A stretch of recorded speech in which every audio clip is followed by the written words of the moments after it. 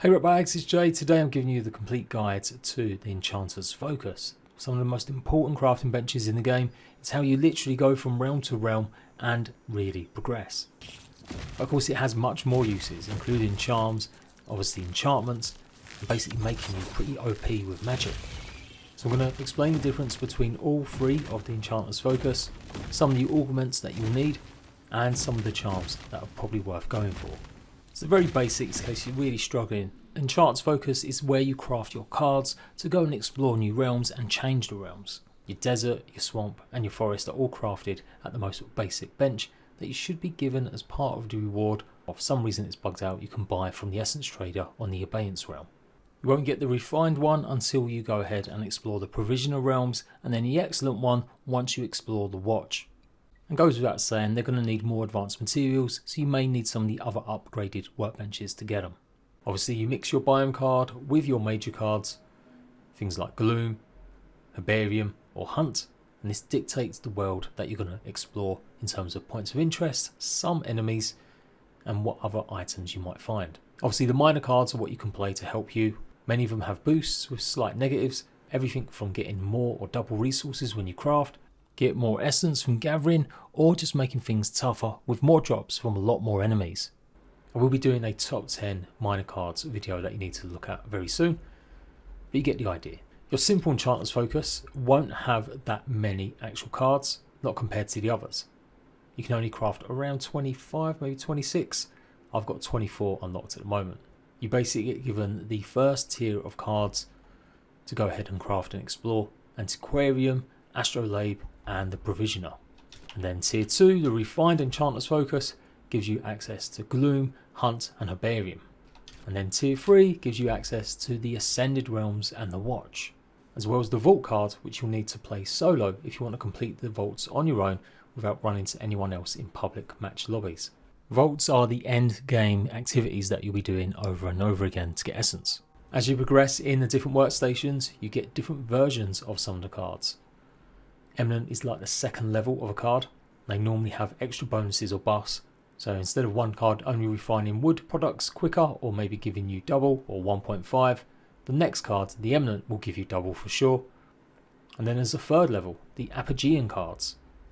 You can see I haven't really got many of them at all. That's because they are the hardest to get. Not all cards have these levels, some are just going to be exactly on their own. But if you do see Eminent or Apagean, it's going to make that card better. So do take a good look at the description, and specifically when you actually go to make it, it should list the attributes more, what exactly you're getting from it. It doesn't explicitly say here, but when you actually go and play the card, it will give you more proper details of what you're getting. You'll find these cards, like many others, as rewards from completing some of the encounters, as well as being able to buy from essence traders. The more stronger cards will be in the further realms. And there we go, that's the basics. Hopefully you've got this far with the game. Without these you just won't be able to really progress through the different realms and really making the most of the game. So let's start moving on to the other stuff that you can do, like the charms, infusions and enchantments. So charms can pretty much be applied to any piece of equipment or clothing. They're made from items that you'll make either in your stonemason's table, as well as either a spinning wheel or loom, and a lot of them rely on the same exact thing: rough baubles, and then various different types of charm twine.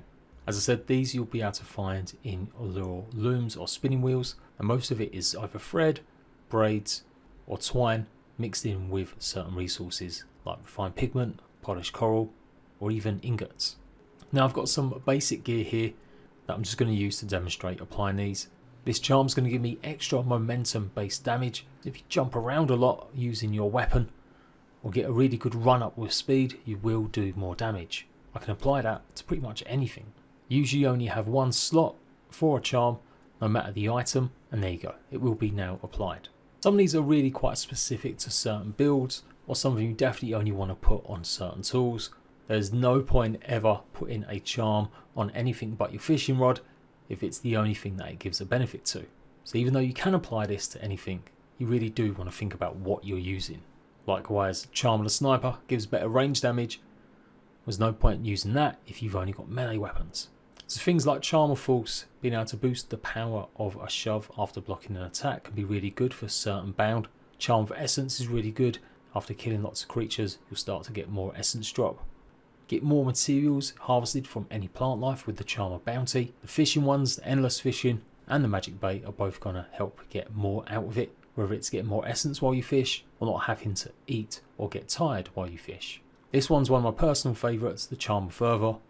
Increases the wearer's rate of stamina regeneration after slaying a creature. And the Charm of the Sniper is pretty good as it stops your range damage from dropping off. Charm of Rage, get more melee damage when you're close to death. Do a nice little cheeky emote and you'll get a damage boost. Using any enchantment, which is the magic spells that you have, damage boost afterwards with the Charm of the Spell Sword. So relatively simple, only one slot, go ahead and apply. And in theory you could have 6 or 7 of these equipped, and I do believe they stack as well. So if you do have it all on different items and clothing, then it's going to give you a boost across the board. Now there are more charms, they're only the basic ones that you get from the free benches. Doesn't matter what level the bench is, you will get them exact same charms. And regardless of augments, again you'll get exactly the same ones.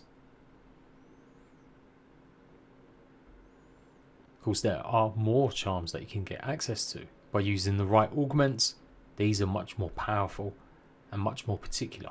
But I can only still craft 5 of these at my simple enchantments focus, 5 again on my refined, and 5 again on my excellent. So again, these charms will unlock on all benches. You just need the right augmentation to make them appear, so you can craft these even on the most basic enchantments focus. These you may obviously have to go and buy and find more out in the world. They're going to require maybe more advanced materials to make. Charm Destruction, fill a portion of the wearer's health and stamina after destroying any structure. Charm of the Arcane, increase the wearer's movement speed after casting an enchantment. Healer, get wearer's attacks to heal their allies. Get more damage and health to the wearer's survivors, i.e. your little teammates that hopefully you've got following you.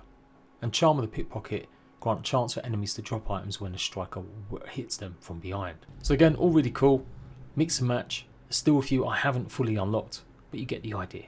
The things that are exclusive to certain craft benches are enchantments. We take a look at the basic bench. You'll realise, as well as the cards not having as many, I don't have any of them enchantments. You have access to some enchantments, but ones with augments can only be used or gained from some of these.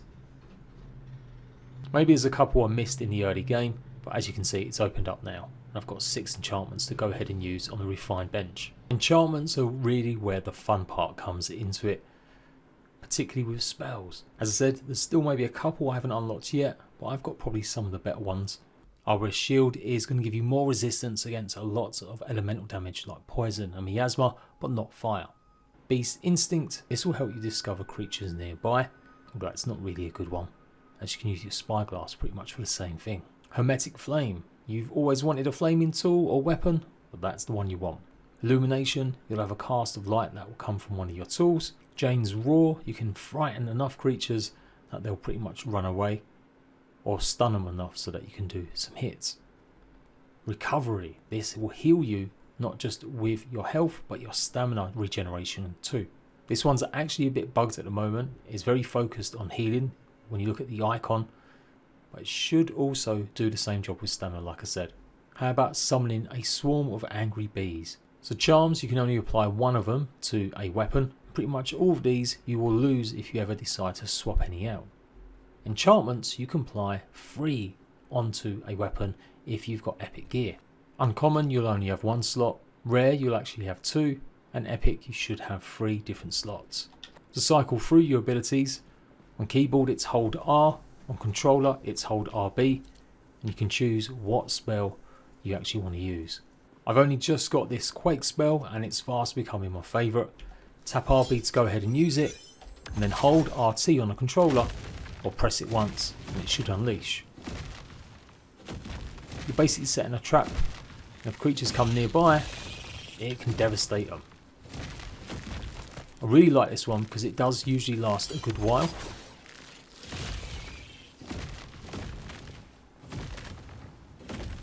And this is where your magic score comes into things. So we'll talk about that in a second. My Assassin's Sight will give me the weak spots of creatures.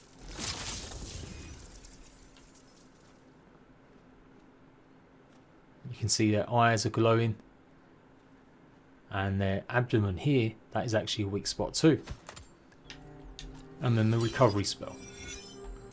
The longer you hold it, the more powerful and quicker it's going to be, but the more of your stamina it consumes. The enchantments that I've managed to get via some of the augmentations and obviously buy-in from essence traders are things like Assassin's Sight, which you just saw there, the Quake one as well. Then you've got other ones like Regrowth. You can make your trees and plants regrow again by using this spell. Ring of Empowerment, that will give your allies extra bonus damage. Shockwave, it does a knockback effect on enemies. Track Legend will find apex creatures or some of the alpha creatures. There's definitely a couple more I want to get, so look out for a video where I do absolutely list every single one, but show you more importantly. So, enchantments, you can apply up to 3 on your epic gear, 2 on your rare, and just 1 on your uncommon. Charms have got the feather symbol. Enchantments will have the star symbol. If I click apply, you can see, as I said, I can put it on this, the rare, or the epic. So there's not too many trees in and around my desert base. Let's go ahead and try it anyway.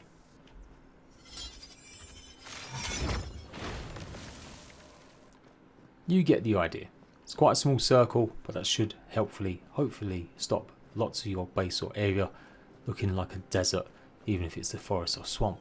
Enchantments can only be applied on your weapons.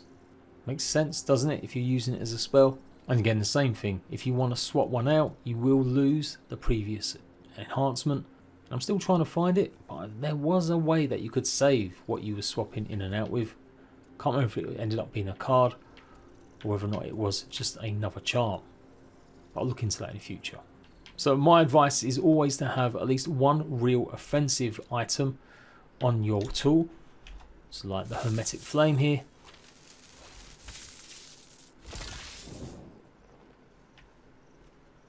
Have a recovery boosting spell on it, and then yeah, make the most of something like Quake or the Force Field one. Give or push back enemies or keep them at bay. Keep some of your spells on a really utility used items, so things like a knife or a scythe, so that you can find creatures, help regrow, and you get the idea. On my knife here, I've indeed got Track Legend.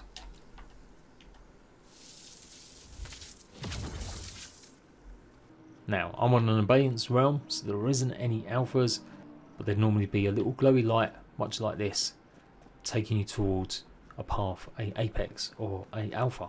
So charms use a lot of stone and a lot of twine and threads. Enchantments also use a lot of stone. These are the nature seals, the weak seals, the human seals. So you're going to need to craft quite a lot of them to go ahead and make some of these. And then the later ones will be more tailored to what you're doing. Some will need just regular food, flowers, gunpowder. With charms, you don't really have any attributes that will go over. It's going to give you that one constant buff. And depending on what ingredients you use, you can actually change the nature of some of these enchantments, but I'm not too sure if this is just a bug at the moment. So I need to test this a bit more thoroughly, because I'm not 100% convinced that sometimes it takes on board all of the buffs that you're applying. But with your enchantments, the better materials you use, or different materials, you'll get a different result. This Assassin's Sight, for example, I absolutely need a moderate human seal, and you need tier 1 essence to craft it. But if I change up the food, you get very different results. But yeah, I'm not 100% convinced. That's going to come in a more focused video once I've unlocked every single enchantment. And the one that's probably confusing people the most is the infusions. There are so many of these that you'll be given as reward. Sometimes one-time use only, sometimes a recipe. But once you start realising this very simple rule, it'll be easy to understand what to apply it on. Lustrate infusion, that's going to give me extra poison resistance. Now infusions work a bit differently, because you can actually choose what strength it's going to be. Tier 1, Tier 2, Tier 3, based on if you've got that actual essence. At Tier 1 it's a 5% boost, at Tier 2 it's a 10%, and Tier 3 a 15% boost. If I craft this poison resist and then click apply, you can only apply it to coat. That's because your coat is the only piece of gear that has resistances against elemental type damage, things like ice, fire, poison, miasma. This way you should never really craft anything else using certain materials if they give them kinds of resistances. Their materials should only ever be used for your coat, otherwise you're just going to lose them. So making thread out of animal fibre, maybe you've used harpy fibre or harpy hide for that, well that's going to be useless on any other kind of gear other than your coat. Infusions can't have more than the same thing as well. I've already got a 10% poison resistance, so you can't super buff it, you can only upgrade it. But it's worth doing in this case. And there you go, it's jumped up now. You see a whole ton of the enhancements and wondering why it won't apply even though you really want that buff on that particular weapon or that particular piece of gear. It's because they're not meant to. Lots of them will be applicable to lots of it. Pretty much max health, that's something that can be applied to almost any gear. Likewise weight, but miasma, only the coat. Stamina regen, only your shirt, trousers or umbrella. Durability, everything, because everything's got durability on it. Encumbrance, only bags. So scroll through any pieces of armor and you'll see how or what they can actually have added to it or increased. There's some small discrepancies. Some of the earlier coats that you get, like the hunter's jacket. So the best thing to do is take a look at the item that you want to maybe buff. Understand that hats are going to be good for your range damage, your coats for resistances, your backpacks for movement speed and weight, your shirt for stamina and health regen, likewise your trousers, your gloves for melee damage, and your boots for movement speed, stealth and stamina efficiency. So then you can start tying in exactly which one of these you want to apply. So I've got a stamina efficiency one here. I could go ahead and apply it to my knife. And just like the spells, uncommon you're only going to have 1 slot, rare 2 slots and epic 3. So you can make some really cool interesting builds, giving yourself some buffs once you start unlocking the blues and purples. Just remember to keep revisiting, especially if it's a piece of equipment that you're really liking, that you're going to be using for a while. You might have come across a purple or rare version, so make sure you swap it in and out, replacing any of the uncommon. You might have noticed as well, you can't apply any of the infusions to just basic gear. It has to be upgraded to either uncommon, rare or epic. And that should be the same for the charms as well as the spells. So once you get your gear to epic, you'll be able to apply 3 different types of infusions, 3 different types of enchantments, and always just 1 charm. So this is where it starts to pay off to make sure you're buying a lot of the actual infusions, but probably only once you start getting to the rare gear.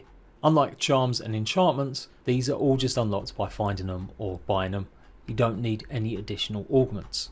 So I've already done some guides about augments. You should know by now they unlock the ability to craft a new recipe as long as you've got that recipe by getting it from an encounter, maybe lucky from a chest. I don't know if that really does happen, maybe it's just charms and other stuff, or by unlocking it from the essence traders.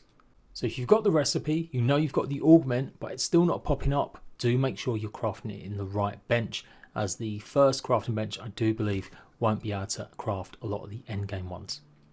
A lot of the augmentations like Danu's Cauldron and others do the same job or unlock the same sort of charms.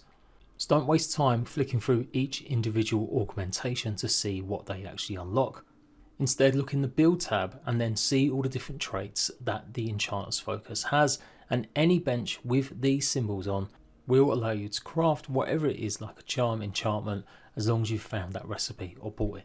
Be careful you're not overfilling some of the augmentation slots on the early Enchanter Focus benches, as obviously you get more when you get to the excellent version, as that can also stop you obviously from getting the right recipe appear.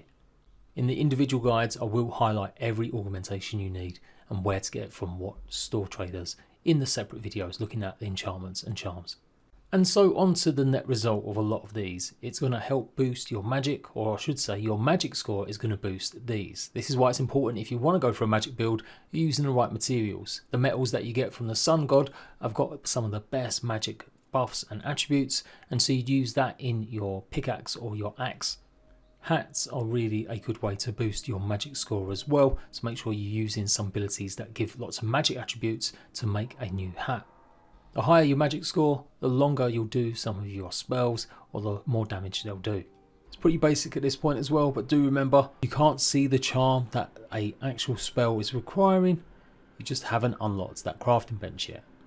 So you might need the upgraded version before you can actually craft some of these.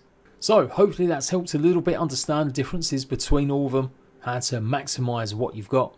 Like I said, look out for more individual videos now that I'm really homing in on unlocking the last of pretty much every enchantment, every infusion. We'll be doing a rundown of some of the best ones. Go and check out my Smelters Pro Guide if you still need more help in understanding what materials you can craft and how to get things like etched alloy.